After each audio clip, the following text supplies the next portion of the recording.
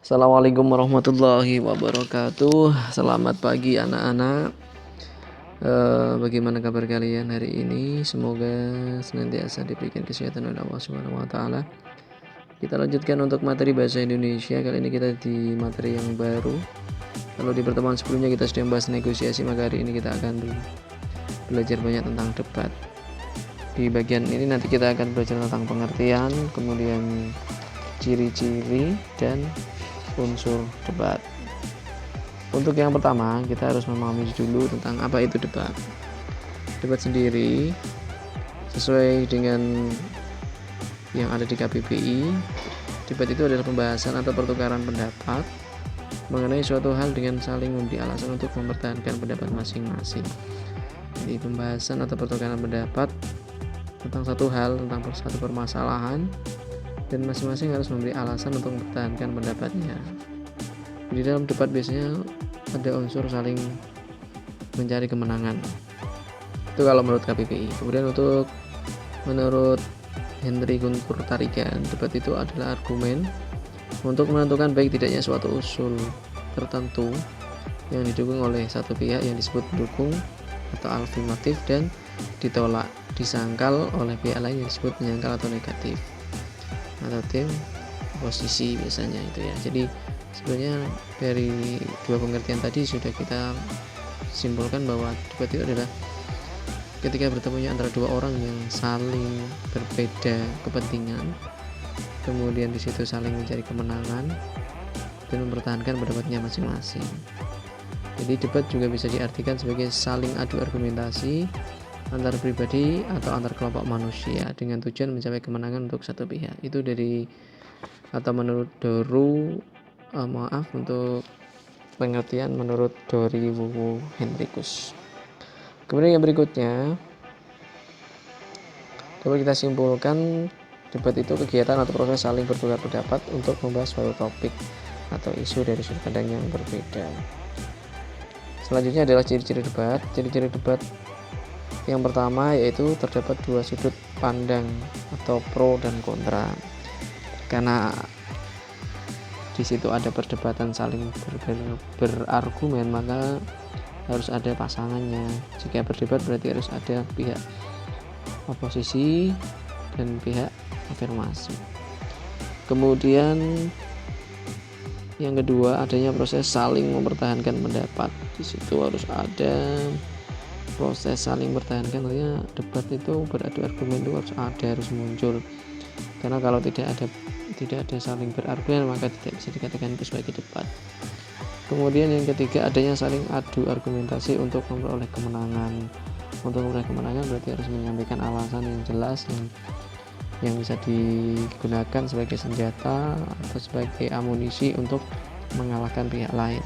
Dan yang terakhir adalah adanya pihak penengah. Biasanya ada moderatornya. Kalau tidak ada moderatornya, nanti kemungkinan besar debat itu akan berlangsung panas dan akan ada permasalahan nanti di belakangnya. Kemudian yang selanjutnya adalah unsur-unsur debat. Yang pertama adalah mosi. Mosi itu hal atau topik yang diperdebatkan. Jadi adanya mosi sangat penting karena di dalam sebuah debat terdapat pihak pro dan kontra. Jadi harus ada permasalahan dulu yang diperdebatkan. Misalnya ujian nasional tidak dapat dijadikan tolak ukur kemampuan siswa. Nah, biasanya ada yang setuju, ada yang tidak, dan di situ harus diperdebatkan dengan mempertahankan argumentasi masing-masing. Kemudian ada perkembangan teknologi berdampak buruk terhadap kehidupan sosial remaja. Kemudian banyak tayangan televisi yang merusak moral bangsa. Kemudian yang keempat ada seluruh mata pelajaran SMA di Indonesia harus menggunakan bahasa Inggris dan lain sebagainya. Itu adalah contoh-contoh mosi. Kemudian yang kedua, tim afirmasi. Tim afirmasi ini atau pihak pro itu adalah tim yang setuju terhadap hal yang diperdebatkan atau mosi yang diangkat. Misalnya yang setuju dengan dampak negatif dari televisi misalnya, itu akan mati-matian mempertahankan atau mendukung bahwa apa yang menjadi mosi itu memang benar. Di situ disebut dengan tim afirmasi. Kemudian yang kedua, tim oposisi. Tim oposisi itu adalah tim yang tidak setuju atau menantang mosi yang diberikan. dan pihak oposisi akan menyanggah pernyataan dari pihak afirmasi. Jadi sama-sama mencari kemenangan. Jadi jika ada yang mendukung maka ada yang menolak. Nah, penolakan itu bisa disampaikan juga dengan dilengkapi argumentasi alasan-alasan yang kuat sehingga pihak lain tidak mampu menyanggah, seperti itu. Kemudian yang keempat, tim netral adalah pihak yang memberikan dua sisi baik dukungan ataupun sanggahan terhadap mosi. Maksudnya pihak ini tidak mengaruhi dukungan atau tidak menaruh dukungan dan tidak condong terhadap salah satu pihak. Biasanya dia lebih menjadi penengah, jadi tokoh yang bisa menjadi penengah di antara perdebatan kedua pihak tadi, dari tim afirmasi maupun oposisi. Kemudian yang kelima, moderator itu penting kehadirannya di situ karena moderator adalah orang yang memimpin dan membantu jalannya perdebatan. Dalam debat harus ada moderator yang bertugas memimpin dan mengatur jalannya debat. Kemudian yang selanjutnya adalah penulis. Jadi unsur debat yang terakhir adalah penulis. Penulis atau notulen adalah orang yang menulis kesimpulan suatu debat yang sedang berlangsung misalnya.